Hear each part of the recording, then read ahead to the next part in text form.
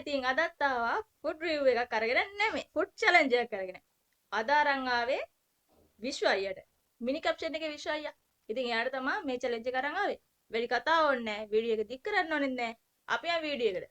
ඉතින් මම අද අරගෙන ආවේ මොනවද කියලා ඔයාලට පෙන්නලා ඉන්නම්. ඊට කලින් ඔයාලා තාමත් මගේ YouTube channel එක subscribe කරලා නැත්නම් දැන්ම subscribe කරන්න. bell icon එකත් all press කරලා තියාගන්න. එතකොට මම දාන හැම වීඩියෝ එකක්ම ඉක්මනින්ම ඔයාලට ගෙන්න ගන්න පුළුවන්.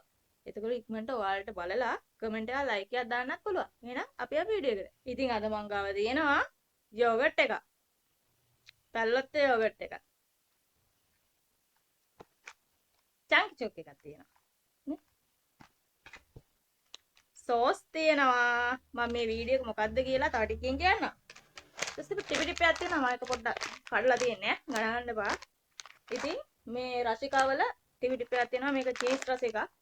ඉතින් මේ හැම අයිටම් එකක්ම මෙන්න මේ සෝස් පැකට් එක දාලා ගන්න ඕනේ. ඉතින් චැලෙන්ජ් එක ඒක තමයි. ඉතින් මං හිතනවා විශ්වය චැලෙන්ජ් එක ඇක්සෙප්ට් කරයි කියලා. මේ චැලෙන්ජ් එක ඇක්සෙප්ට් කරලා මේ චැලෙන්ජ් එක වින් කරා එයාට දෙනවා රුපියල් 10000. එහෙනම් ඉතින් අපි වීඩියෝ එක පටන් ගමු. ඉතින් යාළුවනේ මම යෝගට් එක කඩා ගත්තා. අපි දැන් මේකට සෝස් එක දාගමු.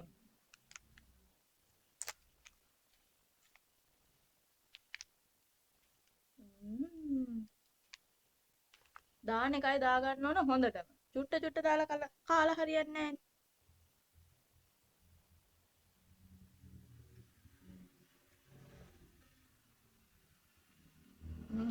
සුපිරි.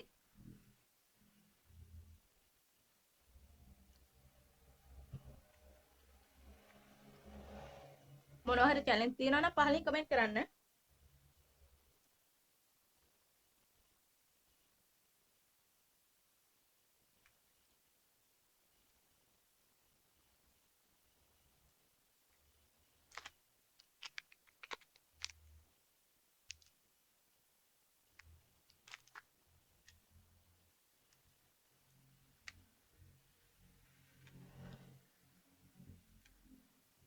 ඔන්න මම යෝගට් එක කෑවා. ඊගාට දෙන්නේ චාන්කි චොක් එක.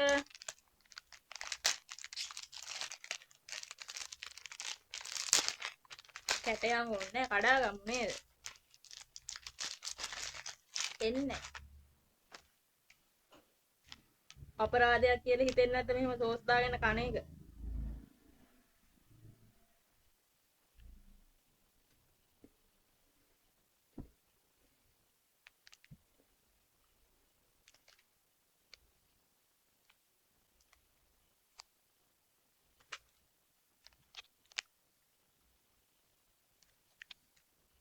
ඔයාලා බොරු කියලා හිතයි නෝයි.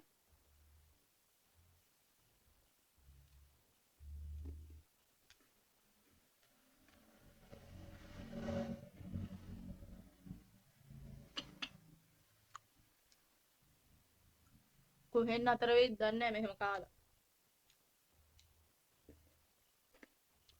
ඔන්න මම චැලෙන්ජ් දෙකක් කරා. ඉතින් යාළුවනේ මේ ටිපි ටිපට නම් සෝස් දාලා කෑවා කියලා ඇත්තට ලොකු අවුලක් එන්නේ නැහැ. මේකට සෝස් පැකට් දෙකක් හම්බුණා. ඔයාලට පේනද මේ ටිපි ටිප් එකට සෝස් හම්බ වෙනවා. චොකලට් එකට සෝස් දාපු එක නම් අපරාධයි. මගේ චැලෙන්ජ් එක හරි විශ්වයියේ.